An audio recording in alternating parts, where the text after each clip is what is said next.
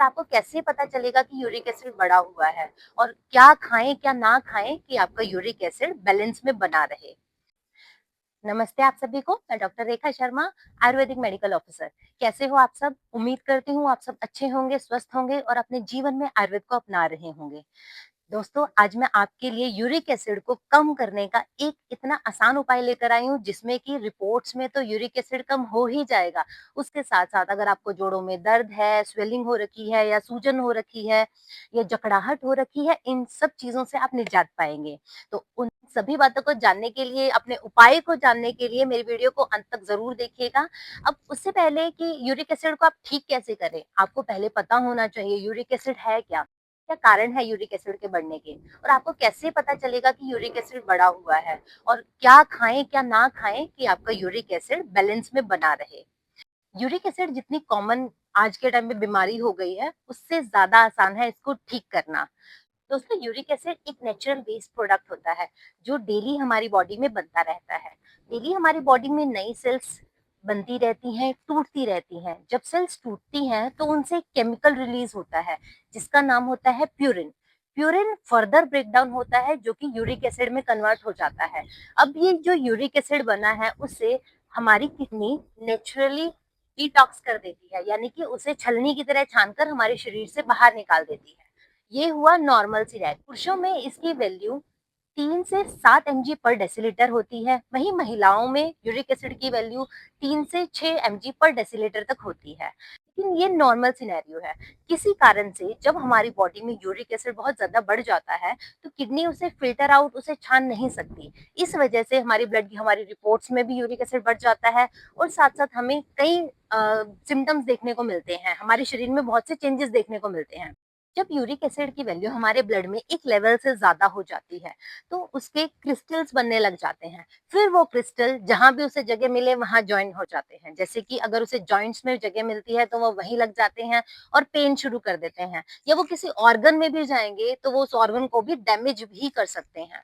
सबसे ज्यादा जो कॉमन देखने को मिलता है वो हमारे पैर के अंगूठे में सबसे पहले जमा हो जाते हैं और वहां सीवियर पेन पेशेंट को होता है। क्या क्या लक्षण मिलते हैं यूरिक एसिड के बढ़ने के बाद पेशेंट के अंदर? सबसे पहले जब वो स्टार्टिंग कंडीशन में होता है तो पेशेंट के स्किन पे रेडनेस होना, इचिंग होना, चुभन चुभन से जैसा महसूस होना, या शरीर में ऐसा लगता है कि गर्मी बहुत ज्यादा हो गई है। लेकिन ये इनिशियल सिम्टम्स होते हैं जिसे ज्यादातर पेशेंट्स इग्नोर ही करते हैं। एक लेवल के बाद जब डिजीज बहुत ज्यादा बढ़ जाती है तो सबसे पहली कंप्लेन पेशेंट को मिलती है कि पेशेंट सुबह उठते ही, पहली बात तो वो उठ ही नहीं पाता है, उसके अंदर बहुत ज्यादा जकड़न हो जाती है।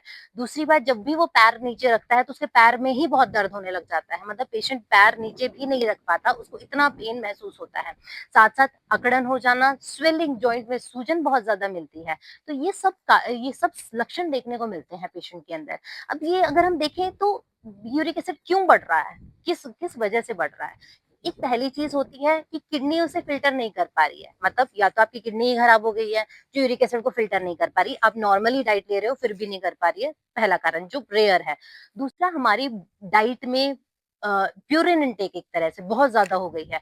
प्यूरिन ज्यादा होगा तो यूरिक एसिड ज्यादा बनेगा और यूरिक एसिड बॉडी से नहीं निकल पाएगा तो वो यूरिक एसिड जमेगा, क्रिस्टल्स बनेंगे और गाउट, जिसे आप गाउटी अर्थराइटिस भी कह सकते हो, वातरक्त भी हम आयुर्वेद में कहते हैं, और यूरिक एसिड जो नॉर्मली देखने को। अब बात करते हैं उस खान पान की, किस खाने पीने से हमारा यूरिक एसिड बढ़ रहा है। सबसे पहले होता है नॉन वेजिटेरियन। नॉन वेजिटेरियन में आइदर रेड मीट हो या एग हो या फिश हो, इन सब चीजों में बहुत ज्यादा प्रोटीन होता है, यानी कि प्यूरिन होता है। प्यूरिन बढ़ेगा तो यूरिक एसिड बढ़ता है। दूसरा, जो भी बेवरेजेस होती हैं, यानी कि जो सॉफ्ट ड्रिंक्स होती हैं या एक तरह से डिब्बा बंद जूस होते हैं, उन सब में फ्रक्टोज बहुत ज्यादा होता है। ये फ्रक्टोज भी आगे जाके यूरिक एसिड में ही कन्वर्जन में और यूरिक एसिड को बढ़ाने का काम करता है। तीसरा, आजकल क्या होता है कि जो मैं यूजुअली देखने को मिल रहा है, बच्चे नॉर्मल एक्सरसाइज भी कर रहे हैं तो उनका एक प्रोटीन पाउडर शुरू हो जाता है। आज भी एक पेशेंट ने आते ही मुझे बोला कि हमें किसी ने बोला था कि खाना बंद कर दो, प्रोटीन शुरू कर दो।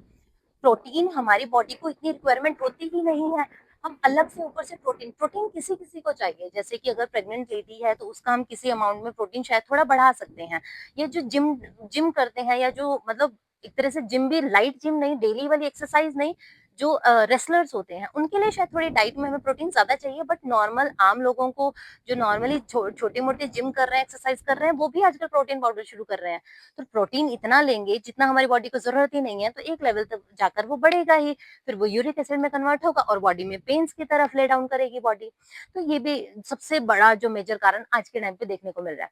अब हम डायरेक्टली बात करना चाहूँगी मैं एक ऐसे उपाय जिसका मैंने आपको वादा किया था, एक ऐसा इलाज, एक ऐसा उपाय जिसको करने से यूरिक एसिड की वैल्यू भी कम होगी और जो आपको पेन्स हो रहे हैं यूरिक एसिड के बढ़ने से, वो भी कम होंगे। इस उपाय में 2 इंग्रेडिएंट हम यूज़ करेंगे, एक जो कि है गुडुचि, गिलोय जिसे आप जानते हो, कोविड में बहुत ज़्यादा यूज़ होने वाली औषधि है ये। गिलोय जिसे हम टिनोस्पोरा कॉर्डिफोलिया भी कहते हैं, इसके साथ में हमें यूज़ करना है गाय का दूध। हमें गिलोय का शीर पाक बनाना है। गिलोय जो कि गुडुचि मेरे हाथ में है, प्लस में शीर, शीर यानी कि दूध, दूध भी हमें लेना है गाय का। पाक यानी उसे बहुत पकाना है हमें। कितनी-कितनी डोज़ होनी चाहिए उसके लिए? पहले तो आप सबसे पहले स्टेम को सुखा लीजिए, उसका पाउडर बना लीजिए, ठीक है? और उसके साथ में हमने क्या करना है, 2 चम्मच गिलोय गुडुचि का पाउडर लेना है। रात के टाइम पे एक सिर्फ आधा ग्लास पानी के अंदर इसको भिगो के रख दीजिएगा। सुबह उसे छानिए, छानने के बाद उसके अंदर 1 ग्लास दूध आपने डालना है। दूध भी कौन-सा स्पेशली मैं मेंशन कर रही हूँ, गाय का दूध होना चाहिए। 1 ग्लास दूध होना चाहिए और 1 ही ग्लास उसके अंदर पानी डालिए।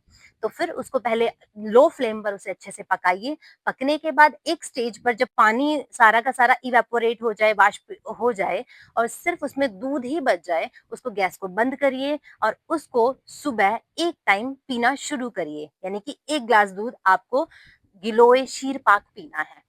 इसके करने से मानिए सिर्फ इसके करने से 21 दिन आप ये मेरे कहने पर करिए, आपका यूरिक एसिड की वैल्यू के साथ-साथ जो आपको पेन्स हो रहे हैं, वो भी कम हो जाएँगे। रिसर्चेस कहती हैं कि गिलोय के अंदर, गुडुचि के अंदर, इसके जूस के अंदर ऐसे इंग्रेडिएंट्स पाए गए हैं जो कि यूरिक एसिड के लेवल को कम करते हैं। उसके साथ-साथ दूध के अंदर लैक्टोएल्ब्यूमिन और केशिन नाम के 2 सब्सटेंस ऐसे मिलते हैं जो कि यूरिक एसिड के लेवल को हमारी बॉडी में बैलेंस कर देते हैं। इसलिए दोनों का यूज़ आपको करना है। एक ही उपाय है, 2 इंग्रेडिएंट्स हैं जो कि शायद सबके घर के आस-पास या कहीं न कहीं आपको गिलोय, गुडुचि मिलना कोई मुश्किल बात नहीं है। तो इसका काढ़ा बना के एक तरह से शीर पाक करना है। देखिए काढ़ा आप लोगों ने अलग बनाया था जो कि कोविड में चल रहा था, वो नहीं बनाना है, आपको शीर पाक विधि से इसे बनाना है, उसका रेगुलर यूज़ करना है। जो भी आपको पेन्स हो रहे होंगे, जकड़न हो रही होगी, उन सब में आपको आराम मिलेगा। और भी ऐसी छोटी-छोटी आयुर्वेदिक टिप के लिए मेरे चैनल को फॉलो करना मत भूलिएगा और भी जिसको यूरिक एसिड की दिक्कत है, उसको ये वीडियो शेयर करना भी मत भूलिएगा और आप प्लीज़ मेरे कहने पर 21 दिन तक इसका प्रयोग करें और मुझे फीडबैक ज़रूर दें। Thank you so much. ऐसे ही मेरी वीडियोज़ को प्यार देते रहिएगा।